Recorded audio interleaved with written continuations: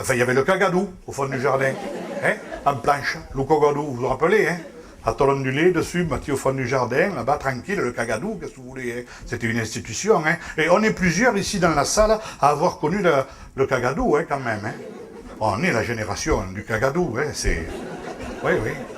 Moi, j'ai même connu le moment où il y avait le cagadou et le WC dans la maison, on continuait à aller au cagadou, hein, parce que le cagadou, c'était une autre civilisation, pour parler net, hein. On laissait la porte ouverte, on était dans le jardin, on voyait les lapins là, qui venaient devant la porte, là. Le voisin qui passait à vélo sur le chemin. Cagadou, qu'est-ce que vous voulez, c'était... Alors les plus pudiques fermaient la porte et puis ils regardaient par le petit cœur, vous savez qu'il y avait... Ah, c'était pour les pudiques, hein, parce qu'il y avait de tout comme un cagadou. J'en ai même connu à 2 places. Hein? Oh oui, à 2 places, sûr, oui, oui.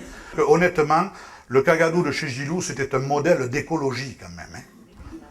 Il était bâti au fond du jardin, au-dessus du petit ruisseau qui passait là, vous savez. Vous imaginez 4 gros piquets d'acacia plantés dans la vase du ruisseau, ça tenait la cage en planche, couverte en tôle ondulée. On accédait au cagadou de plein pied par le jardin, vous voyez, clac. Tout ce qui tombait du cagadou, plaf, ça tombait dans l'eau du ruisseau, c'était emporté par le courant, ça allait nourrir les truites de l'élevage du Hollandais à 200 ou 300 mètres en aval. Pas de problème d'épandage, hein. Ça se bouchait jamais, c'était impeccable, franchement. Quand on veut rêver plus écologique, il n'y a pas.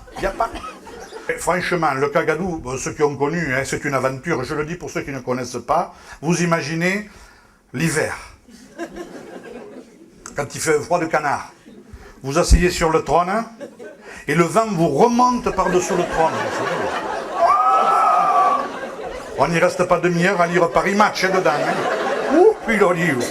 Et l'été, quand les mouches se rassemblent sous la tôle ondulée, pas pratique non plus. Et aller au cagadou la nuit.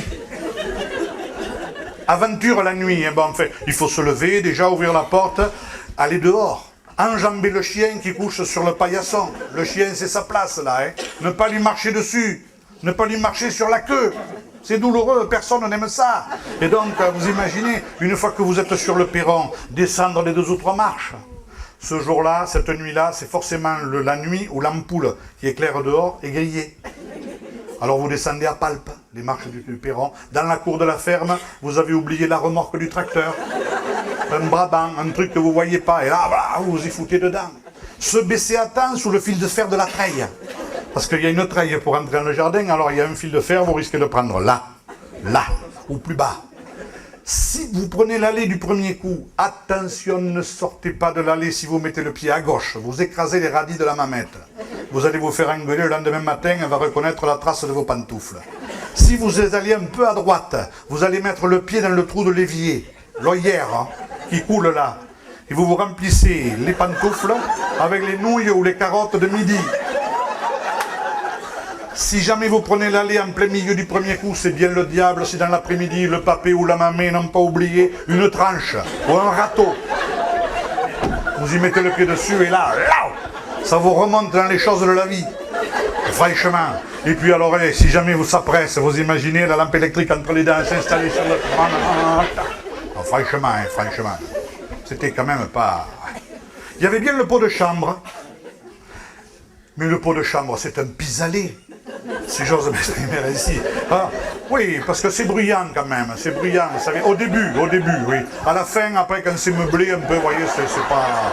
On y arrive, hein, enfin, c'est très bruyant. Et surtout, pas échapper le couvercle en porcelaine, là, et autrement. Puis, on dit, ça fait un bazar, vous réveillez toute la maison.